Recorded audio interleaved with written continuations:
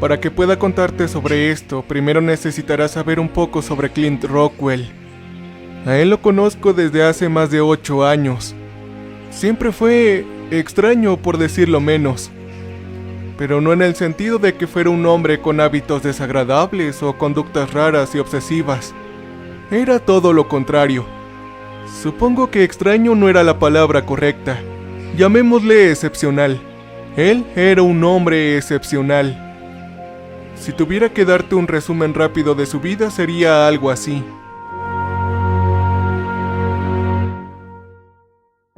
Pasé un tiempo con él hasta después de la secundaria. Realizaba viajes completos en la Liga Ivy. La pasantía le ofrecía todo después de haberse graduado de la licenciatura. Clint, pese a todo ello, era asombrosamente carismático y guapo. Llegó a hacerlo hasta el punto en que nadie parecía amargado con él. Tampoco le sentían celos, sino que simplemente lo admiraban. De todos los intentos de amistad, de todas las chicas que se lanzaron sobre él y el dinero que tenía, él eligió solo un camino: la soledad. De hecho, fui una de las pocas personas con las que habló. No podría decirte por qué me eligió como conocido. Simplemente lo hizo. Y déjame decirte, yo era tan normal como el promedio, dispuesto a una vida mundana sin emociones. Todo empezó en 7º grado. Acababa de suspender una prueba de geometría. Para ser justos, realmente yo no estudié para eso. Pero lo que sea, Clint estaba sentado a mi lado. Lo vi echarle una mirada de desagrado a su papel antes de dejarlo. Él obtuvo 100%, por supuesto. Supongo que me vio mirándome porque miró mi nota y se rió entre dientes. Fue un poco embarazoso. Pero en lugar de lanzarme un insulto, me preguntó si quería ir a estudiar después del colegio. Quizás también jugar algunos videojuegos. Yo estuve de acuerdo. Fue entonces cuando comencé a vislumbrarme con sus ideales. Verán, él nunca estuvo satisfecho con nada. Recuerdo nuestras conversaciones sobre lo que queríamos hacer en el futuro. Yo tenía todas las respuestas genéricas. Como comprar un Lamborghini, una gran casa en Hollywood, casarme con Megan Fox. Sí, yo era ese idiota. Pero Clint, él quería algo diferente.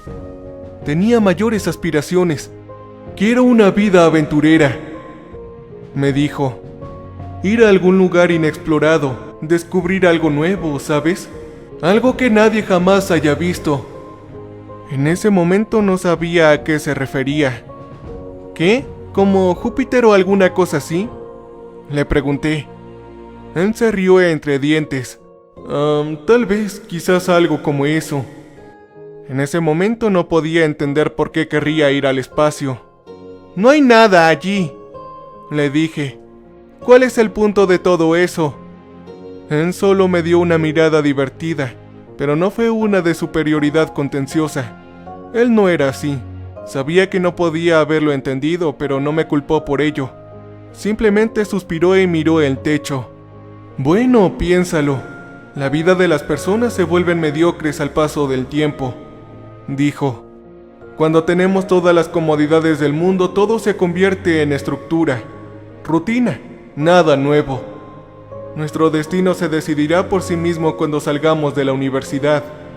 ¿Quién diablos quiere quedar atrapado en una carrera de ratas y simplemente perseguir la monotonía del día a día, ah? Mira, esa es justamente la razón por la que vemos películas y leemos libros. Es evasión. Siempre buscamos historias que sean infinitamente más satisfactorias que la que vivimos, ¿me entiendes? Quiero decir, ¿qué es lo que realmente tenemos que esperar para que suceda? Hablaba mucho de esa forma, pero no sonaba en tono suicida. Era otra cosa.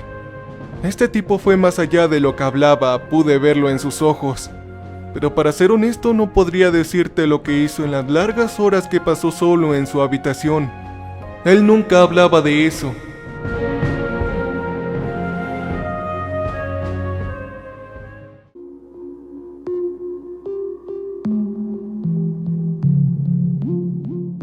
Cuando se fue a Caltech y yo fui al estado de Penn, empezamos a distanciarnos. De hecho, después del primer año de su maestría dejó de hablarme por completo. Dejó de hablar con cualquiera en realidad. Cuando él no fue a casa para las vacaciones de primavera, sus padres llamaron a la policía. Aparentemente también había dejado de ir a clases. Lo buscaron por un buen tiempo, pero no hubo rastros. Fue un caso sin resolver que no iba hacia ninguna parte. Sin embargo, recuerdo la última vez que nos habíamos comunicado. Él me envió un mensaje en Facebook. Esto es todo lo que decía. Hey, hola viejo amigo. ¿Quieres ser parte de algo nuevo? Es un proyecto en el que estoy trabajando. Puedo explicarte los detalles más tarde. Espero tu respuesta. Con cariño, Clint.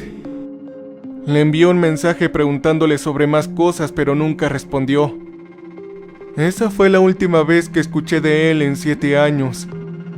Pero todo cambió cuando alguien llamó a mi puerta en medio de la noche hace unas horas. No iba a abrirle en un principio. Este tipo de historias nunca terminan bien. Sin embargo, fue entonces cuando escuché que mi nombre era pronunciado por una voz lejanamente familiar. No podía creer lo que oía. Miré por la mirilla a lo que parecía ser un vagabundo. Tenía ropa sucia hecha jirones, tenía una masa de barba y una apariencia generalmente descuidada. Pero yo reconocí esos ojos al instante. Reconocí esa chispa. Era Clint. La abrí y lo saludé con incredulidad, pero antes de que pudiera lanzarle preguntas me detuvo. Mira, no te asustes, te lo explicaré todo. Aunque quizás debas dejarme duchar primero. Me mostró su galardonada sonrisa de $1.000.000 de antes, aunque sus blancos dientes nacarados no eran lo que solían ser. ¿Ah? Me has dejado sin palabras. Es muy bueno verte, Clint. Por cierto, pasa adelante, eres bienvenido. Dije sin respiración. Cuando cruzó la puerta pude ver más de cerca su cuerpo. Era más grande de lo que recordaba, más voluminoso. Parecía que había ganado 7 kilos de músculo. Su rostro de modelo ahora estaba curtido y cubierto de cicatrices. También olía a sudor y suciedad. Esto fue absolutamente una locura, por decirlo menos. Después de lavarse y acomodarse en un sofá me dijo su historia.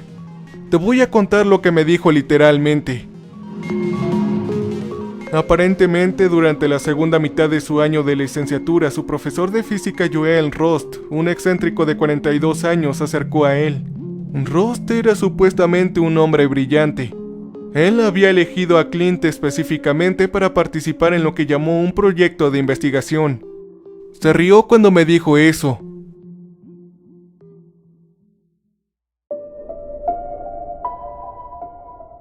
Tuvimos que llamarlo así, dijo.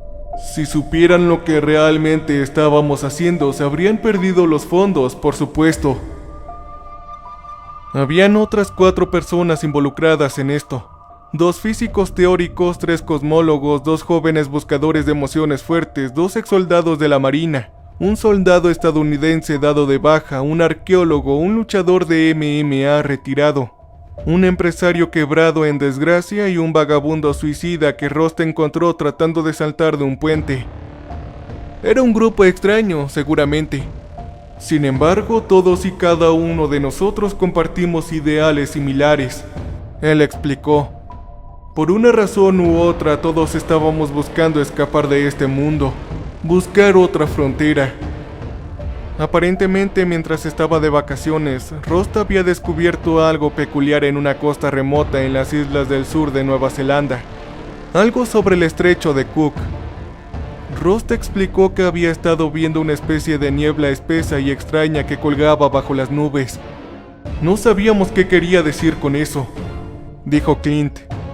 En realidad nunca lo explicó.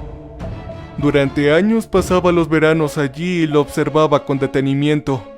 Luego pasaba cada segundo de su tiempo libre analizando sus observaciones. Al final consiguió la ayuda de algunos cosmólogos y otros físicos. Parecía como si tuviera problemas para contener su gran sonrisa. ¿Sabes cuál fue la teoría a la que llegaron?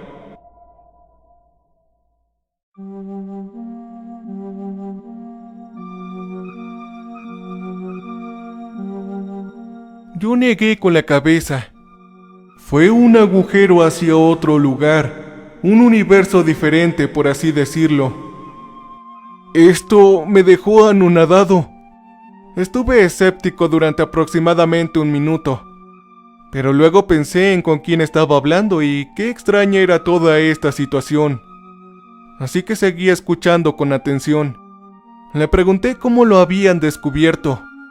¿Quieres los detalles?, respondió. Yo pensé algo acerca de... no, en realidad no. La ciencia nunca fue mi punto fuerte. Pero de todas maneras me contó cómo Rost había comenzado a realizar experimentos. Volarían un dron en la niebla cada vez que se avecinaba una tormenta. Aquellos fueron los únicos momentos en los que la niebla era visible. Había estimado que después de que desapareciera habría una ventana de aproximadamente 3 minutos donde podría controlar la situación. Después de eso, se iría para siempre. Es por eso que necesitábamos la financiación. Clint explicó. Esta mierda era cara. Se suponía que la culminación de todos estos experimentos y de la investigación sería un viaje a la niebla, solo para ver qué era lo que encontrarían. Fue entonces cuando Rost comenzó a formar el equipo. Le tomó un tiempo, sí, pero finalmente reunió a las personas que consideró aptas para algo como esto junto con los otros investigadores involucrados. Él dijo que me eligió por un ensayo que escribí para la clase. El tema era sobre lo que el universo significaba para nosotros como individuos, dijo Clint. Supongo que le llamó la atención, aunque estoy seguro de que también tenía otras razones. Sonrió para sí mismo. Ahora, mientras que los exmilitares y los buscadores de emociones estaban en buena forma, Rost y los investigadores no lo estaban. Nadie sabía qué esperar honestamente. Por eso tuvimos que entrenar cardio, fuerza, agilidad, pesas, etc. Nadie quería quedarse atrás, dijo Clint. Después de unos 3 años se consideraron listos para partir. El gran día finalmente llegó. Era un cálido día de primavera en California y uno particularmente agitado en las islas del sur. Rost, Clint y el resto del equipo se subieron a un avión privado propiedad del empresario. Trajeron con ellos raciones, armas, botiquines de primeros auxilios y equipo de investigación para meses. También llevaban paracaídas por si acaso. Teníamos todo lo que puedas pensar. Curiosamente, el vagabundo era la única persona que sabía pilotar por alguna razón. Recuerdo haber pensado que esto era una tontería. Espera, le dije. ¿Así que ustedes estaban preparados para esto? ¿Nadie tenía miedo de lo que pudiera pasar? Él se rió entre dientes. Entonces tenemos un montón de investigadores locos, soldados marcados por el combate, buscadores de emociones fuertes, un tipo suicida. Ni siquiera me refiero a mí mismo, ¿y crees que nos importaba un carajo? No, supongo que no lo estábamos. Resulta que todos descubrieron de qué estaba hablando Rost cuando se acercaron a la cosa. Aparentemente la niebla era gris oscura, casi llegando a ser negra. Quizás estaba a 100 metros por debajo de las nubes y era enorme.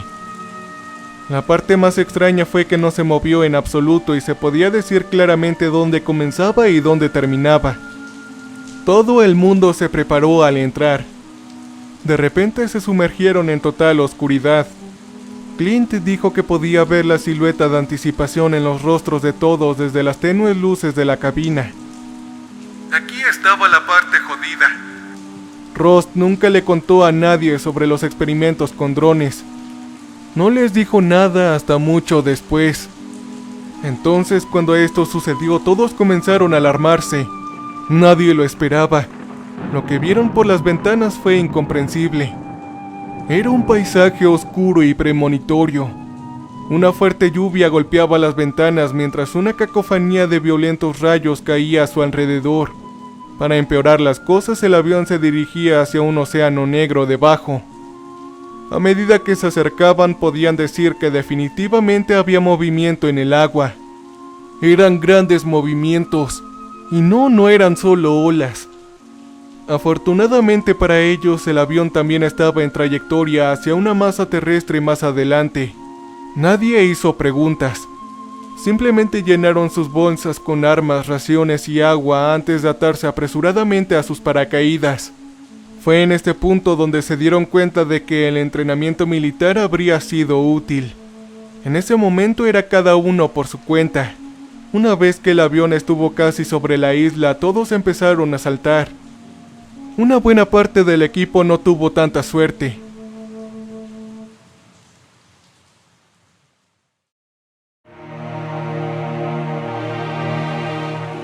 Aparte de Ross, solo uno de los investigadores sobrevivió. 2 de ellos no pudieron abrir sus paracaídas a tiempo. Uno aterrizó en el agua donde fue rápidamente consumido por algo, y el otro fue alcanzado por un rayo en el camino desintegrándose. El empresario y uno de los exmarinos tampoco lo lograron. Ambos aterrizaron bruscamente en la costa rocosa. El equipo se redujo repentinamente a solo 10. Observaron con detenimiento cómo el avión se salía de control en el mar turbio. La niebla también era aún visible en la distancia, simplemente colgando de allí. Después de reagruparse, se sentaron en silencio por un rato. Nadie sabía qué pensar. La teoría de Rost parecía correcta, al parecer. La isla en sí era bastante similar a las islas tropicales en donde se encontraban aquí en la Tierra, excepto por los árboles tan altos como complejos de departamentos y el hecho de que el cielo siempre estaba nublado. Más tarde descubrirían que este lugar tenía un nombre: Dusk Blue o Anochecer Azul. Otra cosa peculiar fue que todos los rayos nunca parecían caer sobre la tierra, solo en el océano. Eso eran buenas noticias para todos. Comenzaron a abrirse camino hacia la jungla frente a ellos. Sin ningún otro lugar a donde ir, esto es todo lo que podían hacer. Entre ellos habían logrado llevarse 6 pistolas, 4 machetes, un rifle de asalto y una escopeta. Sin embargo, no había municiones de reserva. También, desafortunadamente, habían llegado a la conclusión de que tenían 5 días de comida y agua para todos. Mientras cruzaban la tierra, empezaron a suceder cosas horribles e inexplicables. El luchador de la MMA, el cual se llamaba Duke, fue a orinar en algunos arbustos un momento. 30 segundos después corrió de regreso al grupo, asustado e hiperventilado. Todos intentaron preguntarle qué había sucedido. Fue entonces cuando miraron los arbustos del que había venido. Salió Duke subiéndose la cremallera detrás de ellos, pero adelante había otro Duke que estaba de pie allí mismo, con una expresión en blanco plasmada en su rostro. Luego, de la nada, su copia comenzó a correr hacia atrás hacia el bosque a un ritmo tórrido. Otro hecho ocurrió cuando se encontraron con lo que parecía un vacío flotando en el aire frente a ellos. Era literalmente una forma negra del tamaño de una puerta que carecía de algún aspecto. Uno de los buscadores de emociones fuertes, Jeff, metió la mano en él durante unos segundos antes de retirarla. Aún podía mover su palma, pero se había adormecido por completo y así se quedó para siempre. Al parecer, una noche se despertaron con el sonido de proyectiles estallando en el aire. Lauren, la arqueóloga, estaba disparando a algo a solo unos metros donde dormían. Clint dijo que era difícil de ver. Era algo parecido a un enorme híbrido entre araña y humano. Simplemente la cosa se alejó arrastrándose. ¡Dios! Esto suena como una maldita pesadilla. ¿Esto es lo que querías de verdad?, le pregunté. Aún tenía mucha curiosidad. No. Quiero decir, sí, esto es exactamente lo que necesitaba. Sus palabras sonaban genuinas.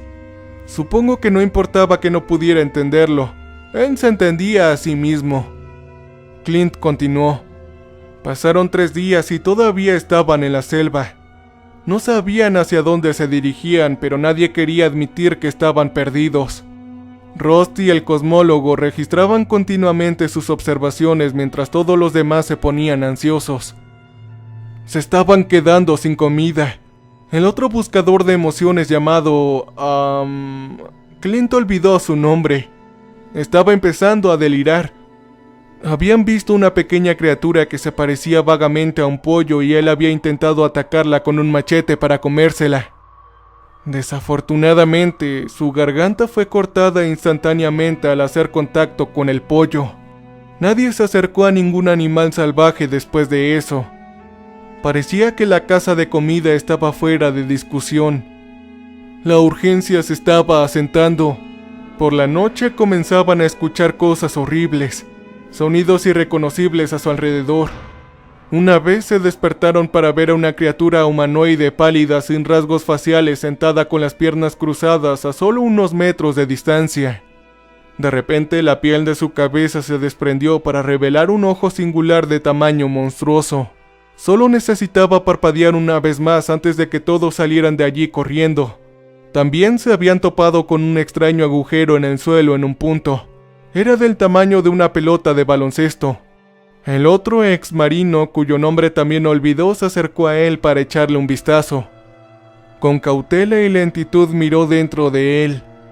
Pasó aproximadamente un minuto y todavía no se había movido. Todos comenzaron a gritarle para que se alejara, pero el marino había ignorado todo. Intentaron apartarlo, pero no se movió. Se quedó agachado con los ojos clavados en el agujero. Pasado 10 minutos lo dejaron por el riesgo que corrían. Las cosas estaban llegando a un punto de inflexión una vez que llegó el quinto día. Estaban hambrientos, privados de sueño y paranoicos. Con solo 4 comidas restantes para los 8 de ellos, necesitaban conservar energías. Sin embargo, cada vez que se detenían a descansar, escuchaban pasos detrás de ellos. Buscarían la fuente, pero no había nada visible para encontrar.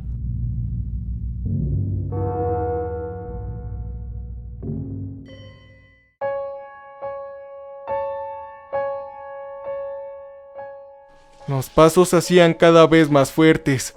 Finalmente se habían puesto al día. Clint dijo que podían escuchar algo corriendo en círculos rápidos a su alrededor antes de que comenzara a sentirse mareado. Lo último que recordaba haber escuchado antes de desmayarse fue un aluvión de gritos que venían de algún lugar frente a ellos. Ninguna de esas voces fue reconocible. Él se despertó poco después acostado en un colchón rígido en una pequeña cabaña de madera. Le palpitaba la cabeza y tenía la cara cubierta de sangre seca cuando la tocó. Miró alrededor de la habitación, casi saltando de su piel cuando vio a alguien afilando algún tipo de arma en la esquina. Pero parecía humano, parecido a un hombre mediterráneo. Al ver a Clint despertar, se levantó y se presentó como Slade. También hablaba inglés, aunque con un acento extraño que Clint dijo que nunca antes había escuchado. Ahora, Clint no era un tipo pequeño. Él medía 1,80, pero Slade todavía se elevaba sobre él. Explicó que él era esencialmente un guardia que protegía la civilización amurallada llamada Ferro Locus, donde Clint se encontraba actualmente. Describió cómo él y el resto del equipo habían entrado en contacto con lo que los lugareños llamaban Stalkers. Finalmente se las habían arreglado para defenderse, llevando a Clint y al resto a un lugar más seguro. Estaban felices de dejarlos quedarse siempre y cuando hicieran una buena parte del trabajo. Explicó además la isla en la que estaban. Resulta que Dusk Blue era en realidad uno de los pocos lugares en ese mundo que tenía una apariencia de orden y sociedad. Si bien la mayor parte todavía era extremadamente hostil, se establecieron asentamientos protegidos por todas partes donde la gente podía vivir en relativa paz. Sin embargo, la atracción principal estaba en el centro, una enorme ciudad-estado autónomo conocido como Paraíso X. Si bien los asentamientos como Ferro Locus podrían compararse con las pequeñas ciudades del Viejo Oeste, Paraíso X era más comparable a una metrópolis moderna. Continuó explicando una extraña tendencia en los nacimientos en la isla en la que alrededor de 1 de cada 1000 niños nacieron con niveles mejorados de fuerza, velocidad y una piel casi impenetrable. Los funcionarios de Paraíso X venían a los asentamientos de vez en cuando para reclutar a estos niños a la fuerza de seguridad, la cual estaba establecida para proteger sus fronteras. A cambio, a sus familias se les permitiría la ciudadanía y un lugar para vivir dentro de la ciudad. Por supuesto, todo el mundo estaba detrás de esto. Esto resultó en muchas decisiones morales cuestionables cuando se trataba de la procreación de niños. Clint luego le preguntó sobre todas las cosas que habían sucedido antes de que fueran rescatados. Todo acerca de las cosas extrañas. Al parecer Slade solo suspiró y le dijo que no se preocupara por eso. Él tampoco tenía todas sus respuestas. Esto siempre ha estado allí y era mejor no pensar en ello. Le dijo que simplemente se quedara dentro del asentamiento y no causara problemas. El castigo por conducta desordenada era el exilio. Todavía estaba tratando de entender esto cuando Clint comenzó a bostezar. Me dijo que estaba cansado y que podíamos hablar por la mañana. Traté de que se quedara despierto y me dijera más, pero sus ojos ya estaban medio cerrados. He pasado por toda una jodida aventura, hombre. Déjame descansar un poco. No te preocupes, tengo más que contarte. Pasé 7 años allí, por el amor de Dios, dijo adormilado. Ah, sí, está bien. Puedes tomar la habitación de invitados, le dije. Después de darle unos espaguetis sobrantes, lo llevé allí. Sin embargo, tuve que preguntarle una cosa más antes de que se desmayara. Oye, Clint, ¿qué hay de tus padres? ¿Cómo diablos vas a explicarles esto? Hizo una pausa por un segundo antes de hablar. No podría aunque lo intentara. Ellos han ido, hombre.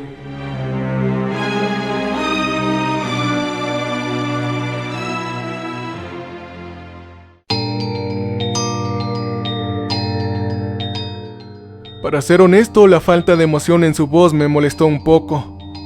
Oh, joder. Lo lamento. Fue todo lo que pude decir. Dejó escapar una sonrisa forzada y dijo: ¿Por qué lo sientes? No hiciste nada. Antes de desaparecer en el dormitorio. Fue entonces cuando realmente pensé en lo que acababa de suceder. Si Clint me ha estado diciendo la verdad, entonces es horrible pensar en ello. Supongo que narraré otra actualización cuando se despierte. Cambio y fuera.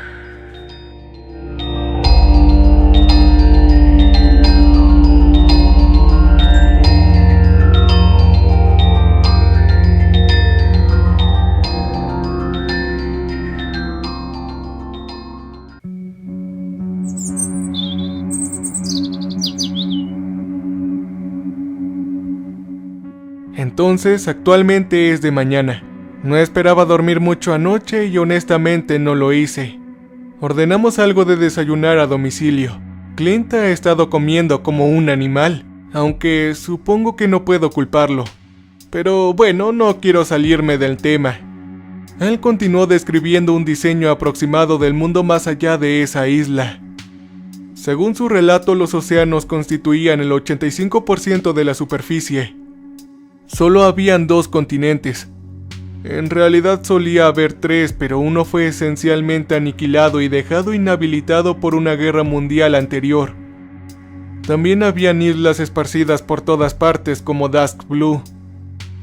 Los 2 continentes restantes se conocían como Neo Civitus y la Maldición del Cielo. Hablaré de este último primero. Clint estimó que había pasado 2 meses allí, pero esa es otra historia. En pocas palabras, se parecía a un espectáculo de mierda apocalíptico y la gran mayoría del territorio era desierto. Si pensabas que Dusk Blue sonaba mal, esta cosa era algo completamente diferente. Clint explicó. Al parecer, la esperanza de vida de los niños nacidos allí era de unos 6 años humanos. Los lugares donde vivía la gente iban desde zonas sin ley controladas por personal de la guerra hasta fortalezas totalitarias y todo lo demás. Sorprendentemente, tenía una población total de 17.000 millones que vivían en un área aproximadamente del doble del tamaño de Rusia. Y esos eran solo los que se consideraban humanos. El lugar también estaba lleno de algunas de las más incomprensiblemente horribles cosas que jamás había visto. Cualquier lugar que no estuviera ocupado por la mayoría de los humanos se denominaba simplemente olvidado. Si salías a esos lugares por equivocación solo, no ibas a durar mucho tiempo. Ahora, las criaturas que habitaban en el olvido eran un poco difíciles de explicar. Las experiencias de Clint con ellos fueron limitadas. Sin embargo, había escuchado que la gente había dejado de intentar etiquetarlos a todos. Simplemente eran demasiados. Él me habló de algunos de los más infames.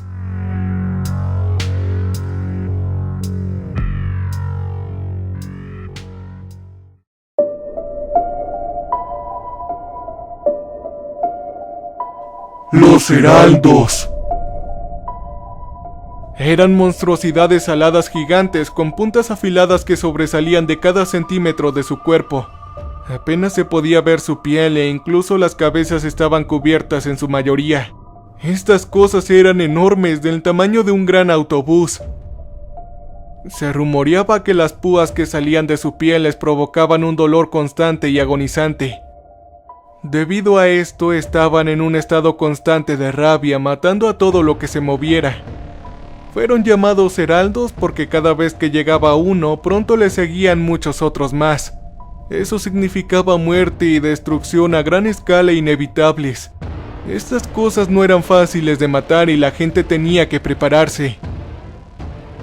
Caballeros carniceros. Nadie sabía realmente quiénes eran. Una teoría que flotaba era que eran miembros de una antigua orden de caballeros que había sido condenada por algún ser de otro mundo. Ellos se vieron obligados a vagar por la maldición del cielo por la eternidad en busca de carne humana para comer. Sí, así es. Ellos comían carne humana. En apariencia eran humanoides de 10 pies de altura cubiertos desde la cabeza a los pies con una cruda armadura negra, parecida a la de un caballero tradicional. Tras una inspección de cerca, casi parecía como si la armadura estuviera soldada a su piel, la cual parecía estar pudriéndose y derritiéndose. Ellos atacarían a los humanos con picos y hachas extremadamente grandes y oxidados. Si el golpe inicial no te mataba, la infección resultante seguramente sí que lo haría. Luchar contra ellos uno a uno no era una buena opción, ya que podían luchar fácilmente con varios humanos a la vez. Había que utilizar cañones de vapor para sacarlos. ¡Lamentos del infierno! Estos también eran de naturaleza humanoide, a pesar de estar siempre cubiertos de fuego. Cabalgaban encima de criaturas no identificables que casi eran como caballos, excepto por el hecho de que tenían 6 patas y corrían a velocidades ridículamente altas. No está claro si los jinetes estaban físicamente unidos a las criaturas, ya que parecían tener sus propias piernas, pero nunca se las había visto desmontar. La forma en que mataban en realidad no es lo que piensas. Si bien la corriente constante de llamas que brotaba de sus cuerpos era ciertamente motivo de preocupación, había algo más. El gran problema era sus persistentes e impios chillidos. Si te acercabas demasiado a ellos, tu cerebro eventualmente explotaría. Sí, literalmente explotarías en 1000 pedazos. Es de ahí de donde sacaron sus nombres. El cazador. Este era uno raro. La gente no estaba segura de si solo había uno de estos o si había más. Esto se debe al hecho de que solo aparecía por sí mismo. Pero eso no significaba que fuera fácil de manejar.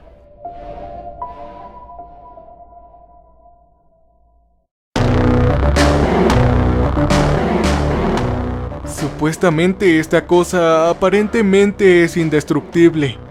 Es decir, hasta que se demuestre lo contrario. Pero hasta ahora nadie le ha hecho batalla.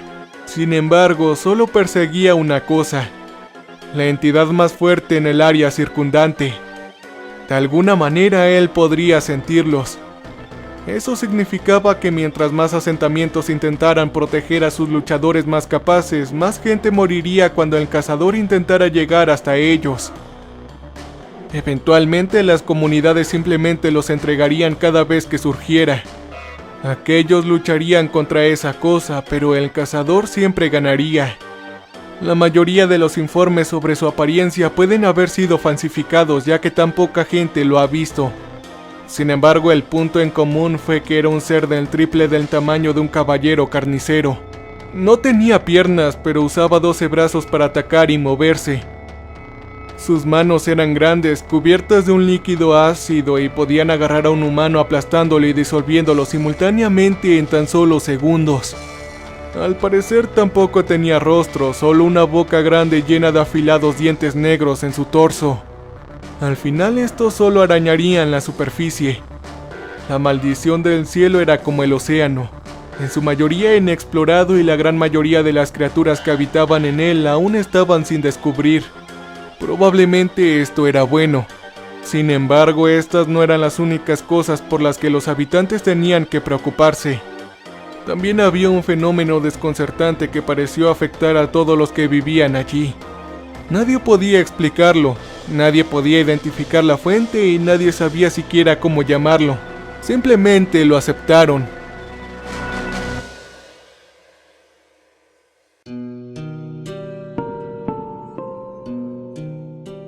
Un buen parecido de esto en nuestra realidad en la Tierra serían los fallos de la Matrix, las cuales experimentan algunas personas.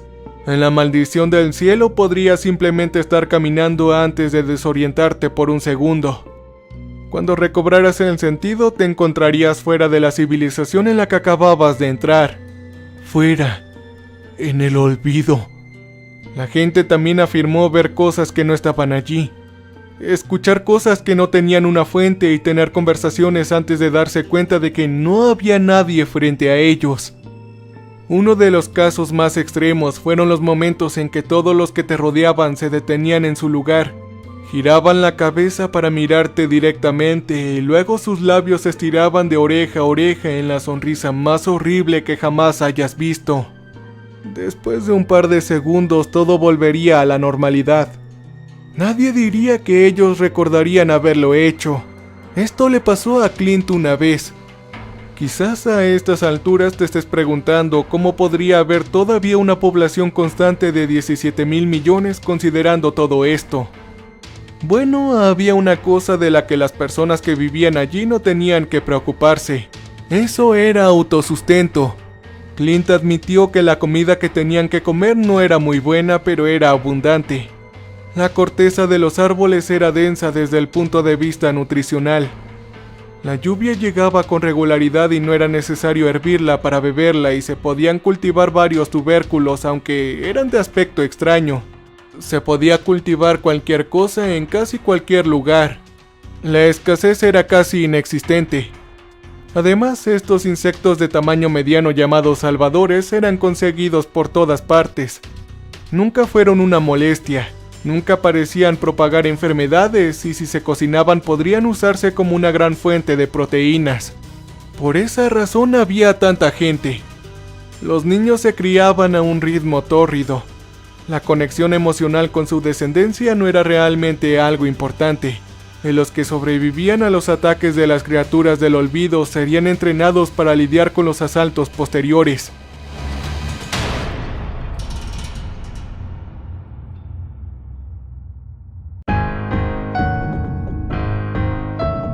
Dado que la comida no era un problema, cuanto más había, más posibilidades había de sobrevivir en un asentamiento. Sin embargo, la población siempre parecía equilibrarse. El clima también era favorable. Si bien los extremos norte y sur del continente tenían siempre temperaturas extremas, nadie vivía realmente allí. De hecho, nadie sabe qué vive ahí. El resto probablemente podría compararse con Australia, bastante caluroso pero aún se puede vivir. No habían estaciones y el cielo estaba perpetuamente cubierto de lo que parecía una niebla anaranjada, por lo que las quemaduras solares no eran realmente un problema.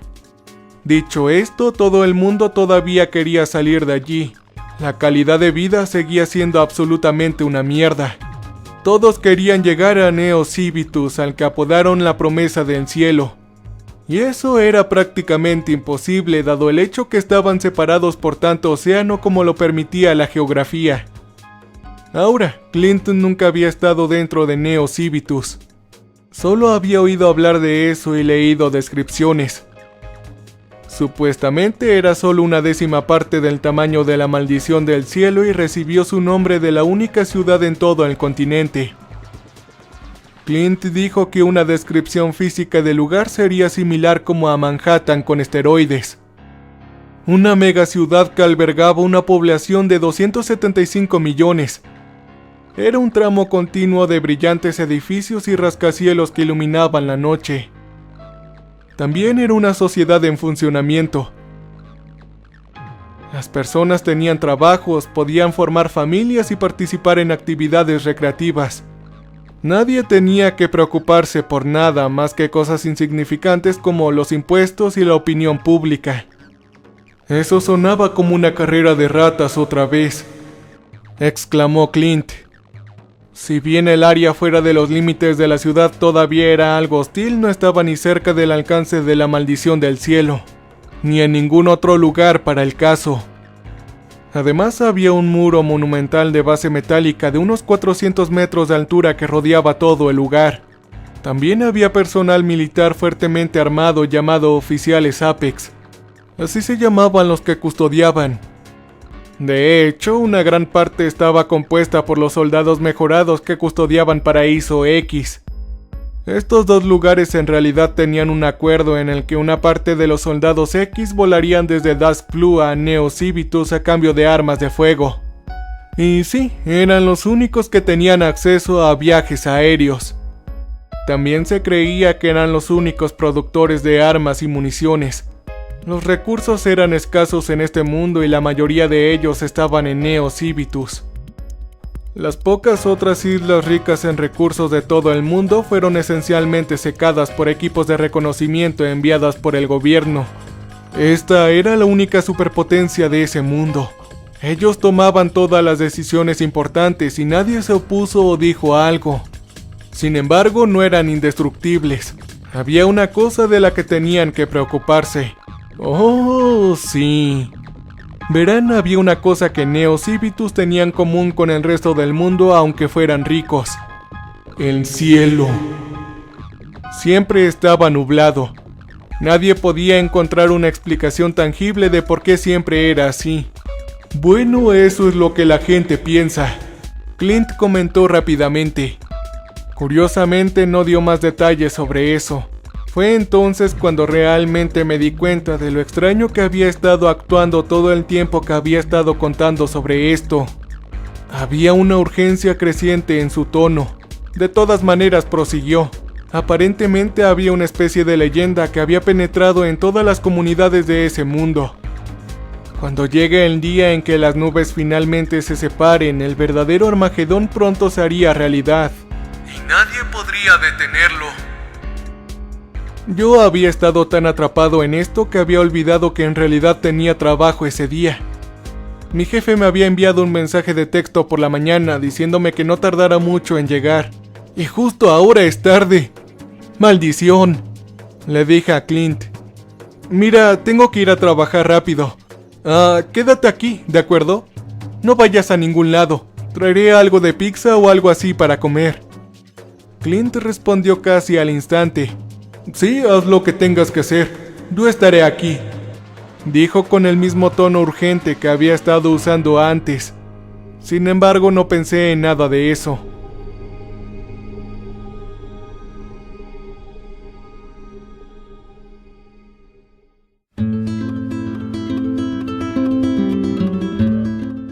Actualmente estoy en el trabajo, pero no puedo concentrarme en nada. Todavía habían demasiadas cosas que Clint había dejado sin explicar. Edición. Acabo de regresar y Clint se ha ido. De alguna manera esperaba esto. Parece que se llevó un montón de raciones, algunos conjuntos de ropa, una computadora portátil y algo de efectivo. Sin embargo, encontré algo en la encimera de la cocina. Era un diario viejo y desgarrado cubierto de suciedad y manchas de sangre. También había una nota adhesiva adjunta. Esto es lo que decía. Lo siento, James. Siempre has sido de las pocas personas con las que podría soportar hablar. Quizás lo entiendas eventualmente. Este diario debería responder algunas de las preguntas que aún tienes. Mientras tanto, hay algo que tengo que hacer. Nos vemos después. Con cariño, Clint. Postdata. Te devolveré todo en algún momento. Sabes que lo haré. Sonreí. Eso era cierto. Siempre había cumplido su palabra. En el fondo sabía que su estancia aquí no iba a durar mucho. Simplemente no era ese tipo de chico. Sea lo que sea que esté haciendo ahora, espero que tenga éxito. Mientras tanto, parece que voy a tener algo que leer. Veamos de qué se trata realmente todo esto.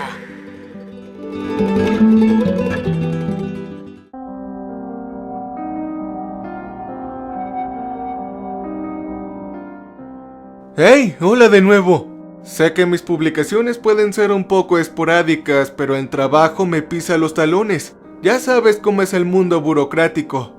Por mucho que quiera respuestas, también necesito comer. No obstante, comencé a leer el diario. Enumeré los nombres de las personas con las que llegó Clint antes de empezar a escribirlo. Me refiero a los que todavía estaban vivos al comienzo de la primera entrada. Solo para aclararlo y hacerlo un poquito menos confuso. Estaba Clint y Rust, por supuesto. Y luego estaba Duke, el luchador de MMA. Lauren, la arqueóloga. Travis, el vagabundo. Christian, el exmarín dado de baja. Hawkins, el cosmólogo. Kagenori, el buscador de emociones. Y bueno, ya que estamos aquí, vamos allá. Entrada número 1.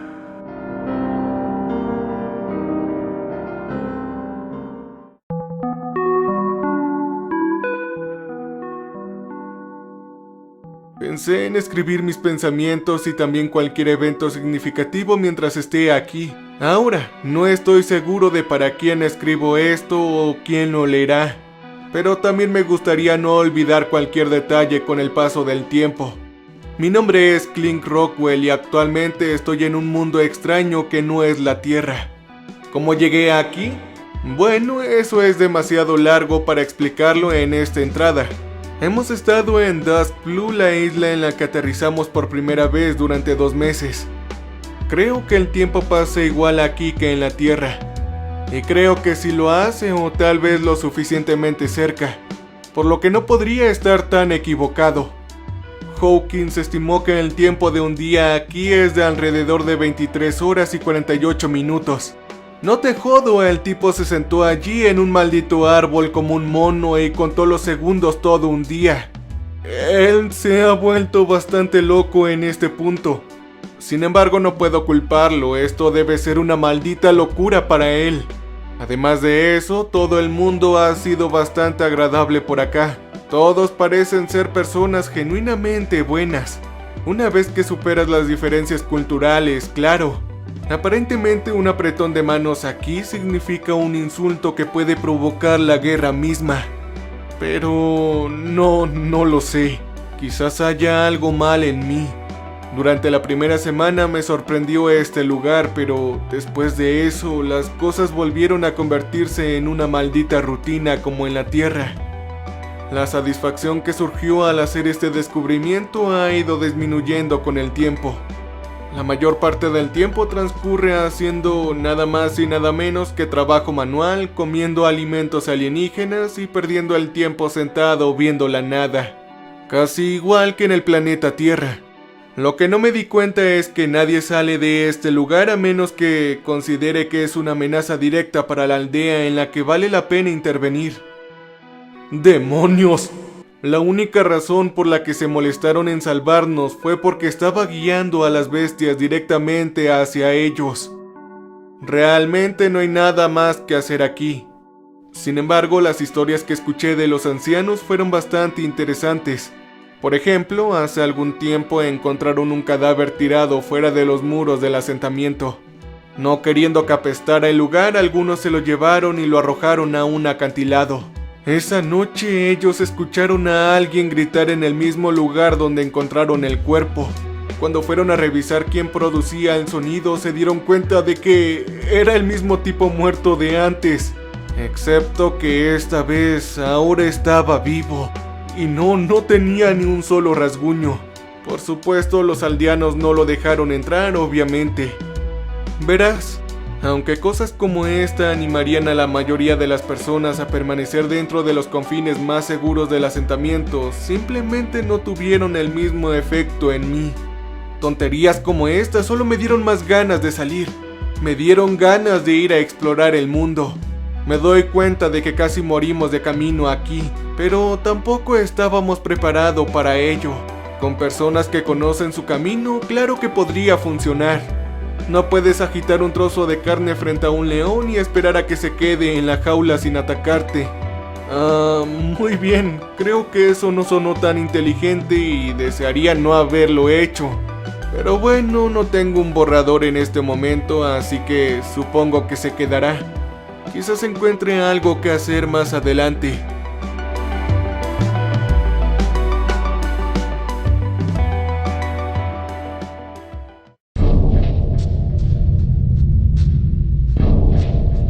Entrada número 2.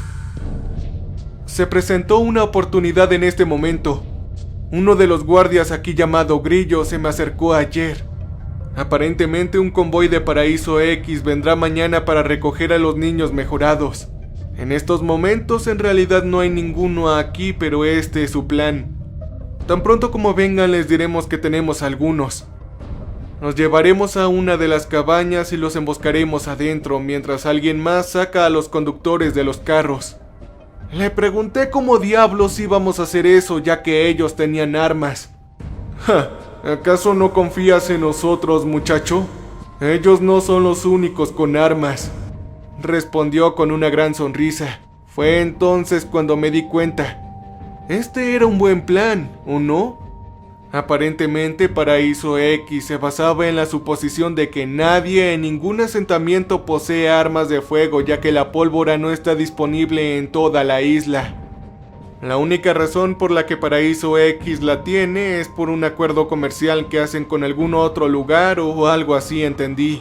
Ahora, nunca he hecho algo como esto y no sé si realmente me siento cómodo haciéndolo. Pero esto parece ser la única forma de salir aquí. Aún así no voy a matar a nadie. Grillo también me dijo que no le dijera nada a Slade.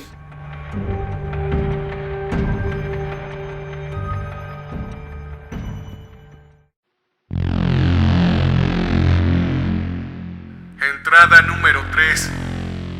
Grillo y yo lo hemos resuelto. Resulta que tiene otros 2 guardias en esto y ha convencido a Duke, Christian y a Kagenori. No nos tomó mucho, todos estaban ansiosos por salir de aquí también. Sin embargo, Lauren no estaba tan segura de esto. Quizás ella no venga con nosotros.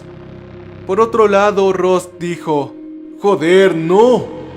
Cuando lo mencioné y estoy seguro de que Hawkins se está volviendo loco porque simplemente ignoró todo lo que le dije.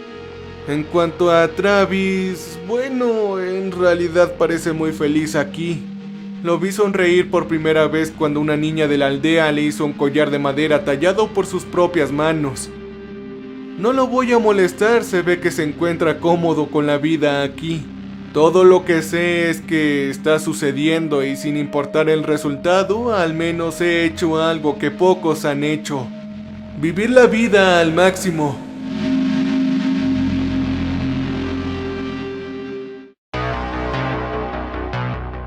Entrada número 4. Yo no sé si podríamos evaluar lo que acaba de pasar como un éxito. Aún así salí bastante ileso. En cuanto a mi regla de no matar, bueno, esos hijos de puta de Paraíso X iniciaron todo. Tan pronto como llegaron en su convoy de 3 vehículos, comenzaron a causar problemas. Algunos de ellos comenzaron a burlarse de la gente del pueblo, mientras que otros robaban cosas valiosas de las cabañas. Conté 9 de ellos en total. Creo que llegó a un punto de ebullición cuando uno de ellos empezó a manosear a una mujer nativa de aquí. Ahí fue cuando todo se fue al carajo. Comprendí por qué Grillo estaba tan convencido de que hiciéramos esto. Estaba conteniendo algo de rabia reprimida seguramente.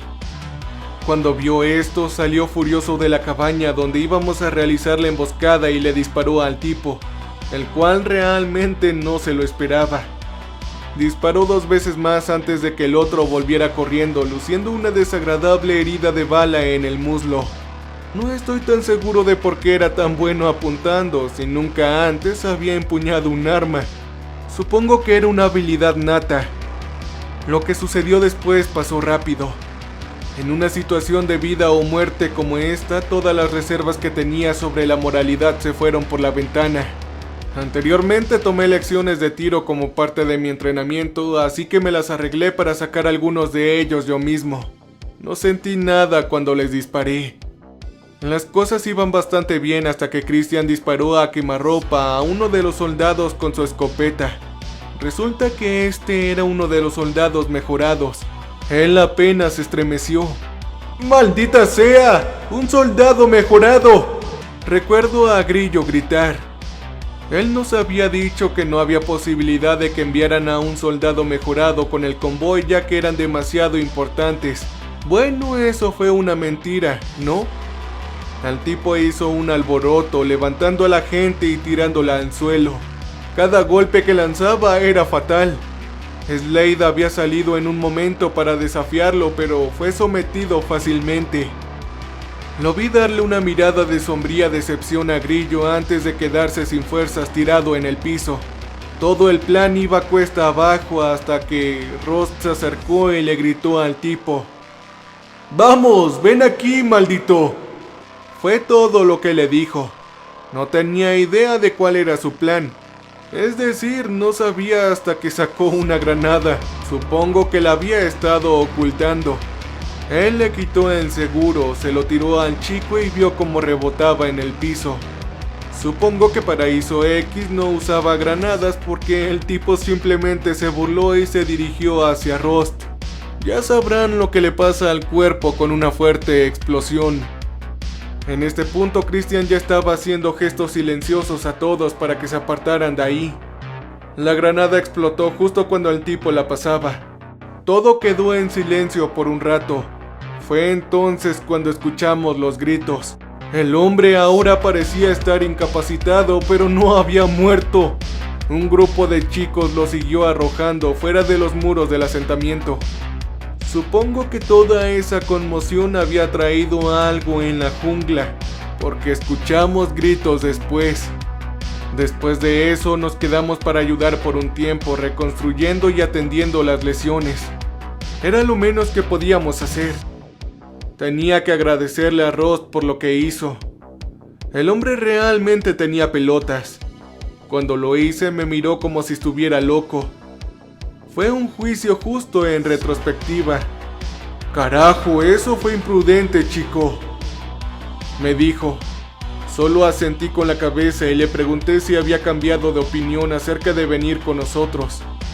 Lo dudaba, pero valía la pena intentarlo. Miró alrededor de la aldea por un segundo antes de suspirar y negar con la cabeza. No, yo no puedo, tengo trabajo que hacer. Y no creo que pueda hacerlo donde quiera que tú vayas. Me dio una palmadita en el hombro antes de alejarse. Buena suerte, chico. Espero que encuentres lo que estás buscando. Ahora no sé por qué, pero esa frase me llenó de una sensación de melancolía. Supongo que me hizo preguntarme qué era en lo que realmente trabajaba. Y lo más importante, qué era lo que yo buscaba en realidad. Quizás todavía no estaba tan seguro de ello, pero esa era solamente una razón más para ir y averiguarlo. Antes de irnos vi a Travis consolando a un grupo de niños. No estoy tan seguro de si aterrizar en la isla hizo algo bueno para este lugar. Todo el mundo parece asustado ahora, mucho más que antes, lo que no hay forma de cambiarlo justo ahora. No estoy seguro de qué tipo eran, supongo que no habría sabido de todas maneras. En cierto modo se parecían a una jeep blindada y más grande. Finalmente descubrimos cómo ponerlas en marcha. En este punto solo éramos Grillo, Christian, Duke, Kagenori, otro guardia llamado Novex y Lauren. Ella sorprendentemente había cambiado de opinión.